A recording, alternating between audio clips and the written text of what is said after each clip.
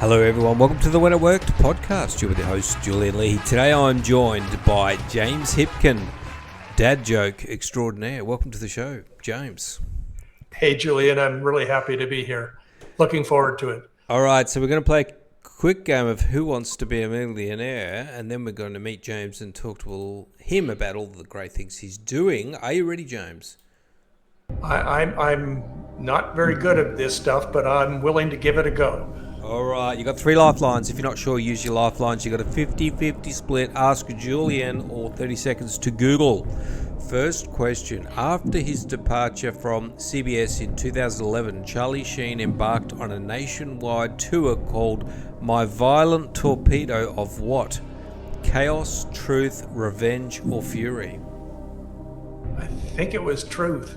Let us lock in Truth. It was a bit of a cocaine-fueled tour. Well done. Correct. I remember that. Incidentally, it was just after he found out he'd been diagnosed with HIV, which is what led to the breakdown, which is interesting and sad. Continuing on, after hosting the season premiere of Saturday Night Live in 2011, who became the most frequent SNL host in history? Tom Hanks, Alec Baldwin, John Goodman, or Steve Martin? I think it's Steve Martin. James, use a lifeline. Use a lifeline. Okay. What do you want to do, a 50-50 split? Sure. Tom Hanks or Alec Baldwin? Okay, Alec Baldwin. It was around about the time that there was a bit of Trump mania going on, and he was doing his impression of Trump, which I've honestly seen better impressions, but nevertheless, that was what he was doing, and he kept coming back. After long struggling with cigarettes, which of these politicians was declared tobacco-free by his doctor in 2011? Bill Clinton, George Bush, Barack Obama, or Joe Biden? Barack Obama. Yes, he liked a little bit of a cigarette or two, which is kind of like not that bad compared to some of the other president's vices. There you go. Yeah. After losing a whopping 88 pounds in 2011, Latino rapper Fat Joe joked that friends started calling him Joey what? Joey Slim, Joey Flacco, Joey Light, or Joey Lean? Joey Flacco. Oh, you know this, dear? I had no idea. No, Flacco is the Spanish word for skinny. Ah, gotcha. Let's have a look. Oh, well done. The language knowledge has paid off there. All right. That's what happens when you've worked in 4 different countries on 3 different continents. There you go. You get a little bit of an education. After moving to cable, Oprah Winfrey debuted her new primetime talk show in 2012 titled what? Oprah's what? New Era, Life Story, Next Chapter, New Beginning. These questions are not the best. I'm thinking New Beginning, but I'm not a huge daytime television person, so... Is Oprah still on television now? Is television still on television? Oprah does the occasional thing, but she's not regular. Yeah, she just does those interviews with Prince Harry and stuff. All right, let's have a look at New Beginning. Oh, unfortunately, that is incorrect, and we forgot about the lifelines. Never mind. That's just how things go. And thanks very much. Let's have a round of applause to James Hipkin. Who is James Lipton? I keep thinking you're James Lipton. Is that a film guy? Not that I have no idea. He does that behind the studio interviews or something. Anyway, never mind. He's the actor studio. That's guy. the one. Yeah, that's who I'm thinking. Yes, Yeah, I don't know who why. you mean. That's just you're triggering me with that name, and it's making I believe he's dead. Oh, he's passed away. Okay, well, anyway, let's move on. And James, tell us about what you have been up to and some of the interesting stuff that's led to it. Well, my team designs and builds websites for large corporations and for smaller businesses that are looking for a website that creates value for their customers as well as for their business. And who do you mostly do this for, and or have done it for? Well, the custom work is mostly for large corporations. These are high budget things, high five figures, low six figures kind of thing. A lot of complicated back end stuff. And then 6 years ago, I created Innately, which is more of a semi-custom solution because smaller businesses couldn't afford to work with us. But when I saw the god awful websites they had, they really should be working with us. So I created a product that's a bit more cost effective and affordable for the smaller business owners who can take advantage of our knowledge and expertise and the support infrastructure that we built to to support the large corporate clients. And the thing is that when it gets down to it, these six-figure business owners, the real problem we're solving is that they're looking for somebody who will answer the phone and who knows how to give them the help that they need. And so that's by repackaging the corporate support infrastructure, it addresses that real need that folks have. So give us a run through of some of the things you get with Innately. So you get a website. And you get access to me. Yeah. And what are some of the things that you can do with this service? Well, one of the other reasons I created this product was I got very frustrated seeing smaller business owners being taken advantage of, being sold all kinds of third-party solutions for this and that, $100 a month here, $100 a month there, $60 a month over here, over and over again, when 95% of the things that they need to do can be done with a well-built website. They just don't know how.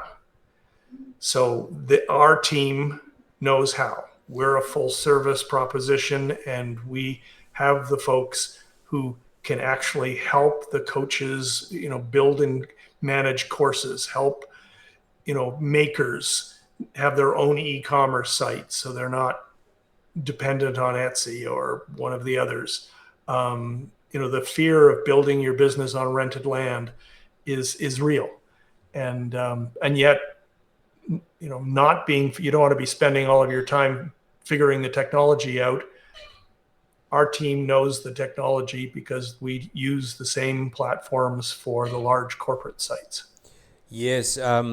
It's when you sort of start building your website. A lot of people do it through WordPress, and then there's all the add-ons and plugins and that. And then you've got, it's sort of like it slows down your website and you're paying for all of these things.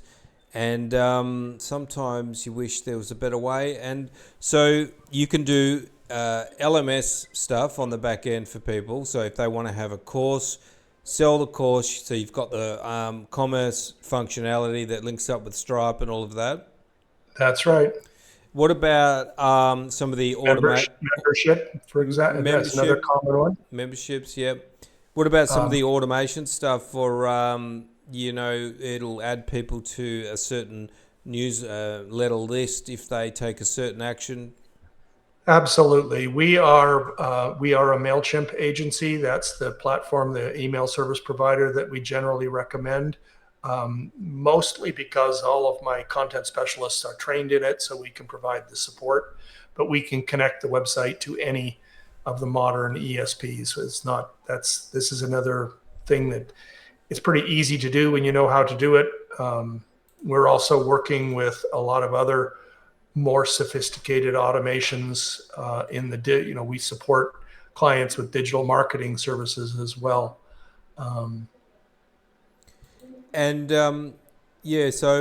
you've got your pricing on there, and then do you have like a login dashboard, and then people can add certain functions to their website by clicking, or do they need to speak to somebody to get it all custom built? None of it's custom for this product. It's all taking advantage of the WordPress ecosystem. Adding plugins doesn't necessarily slow your site down if you know what you're doing. Yep. It's when you get into situations where you've got plugin A in conflict with plugin B, that's when you start running into problems. But because we're experts in all of this, we know how to avoid those problems.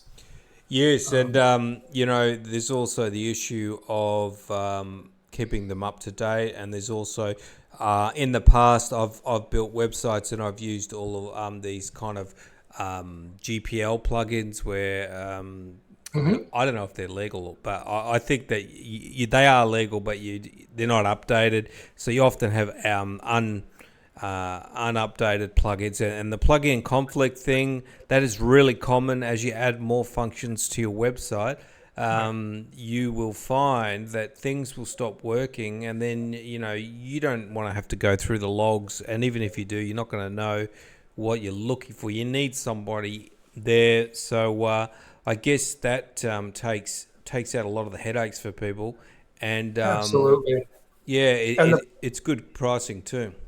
Yeah, GDPR and the privacy issues is another area people don't realize, but the privacy laws are a function of where the traffic is coming from, not a function of where you are located. And so most people come in on the Innately Light, and what do you get for that plan? Innately Light is a DIY solution. We have a whole bunch of professionally designed themes that people can, add their own content to. If they want to have access and have our content specialists help them, they certainly can. The Innately Basic and Basic Plus are more semi-custom, where the content specialists will actually design and build the website for the business owner. Yeah, I mean, and people are paying for web hosting anyway, so this allows them to basically pay the same and expand the functionality and have a lot more support with building the business stuff for their website. Right. Have access to a team that actually knows what they're doing. Wonderful, James. And what are some of the, do you have kind of specific ideal customers, or do you service a lot of different businesses?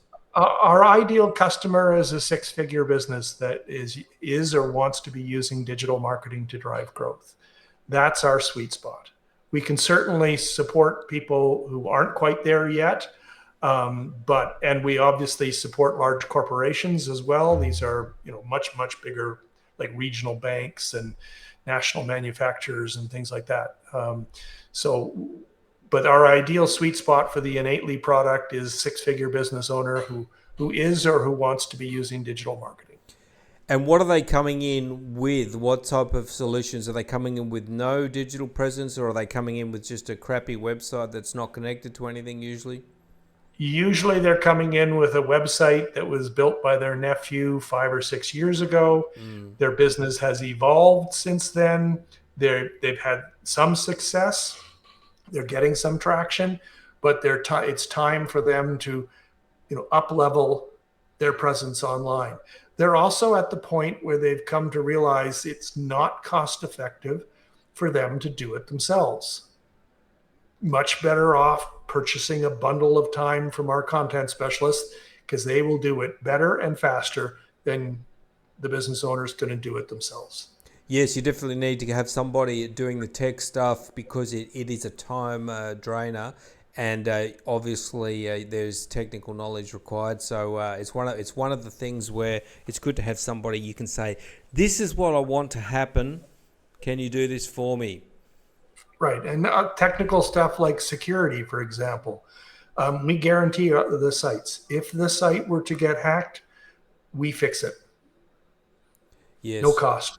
Awesome, and that's something that happens as well, because that's happened to me, and there's people out there constantly trolling for vulnerabilities in websites that they can create. But we've been doing this for more than 12 years, hundreds and hundreds of websites, from large corporate websites down to smaller sites.